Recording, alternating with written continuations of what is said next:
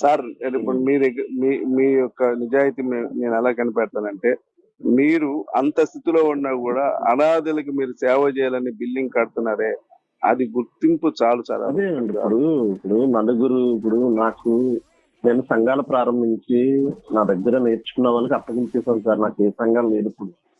నేను సువార్థికుడిగానే ఉన్నాను. నన్ను ప్రేమించేవారు, నా నిష్ఠలో ఉన్నవారు నాకు సహాయం చేస్తారు. నాకు ఏ దశంభాగాలు ఉండవు. నేను దశంభాగానే తీసుకోనండి. నాకు సంఘం ఉంటేనే కదా దశంభాగం వస్తుంది. సంఘాలే లేవు.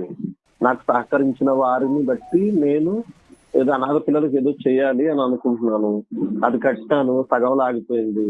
అలాగే నేను ఒక 2 సంవత్సరాల క్రితం మా ఊరికి వచ్చాను. నేను హైదరాబాద్ లో ఉన్నాను మొన్నటి వరకు. సో మా ఊర్లో కనీసం మంచినీరుకి మినరల్ వాటర్ ప్లాంట్ లేదు.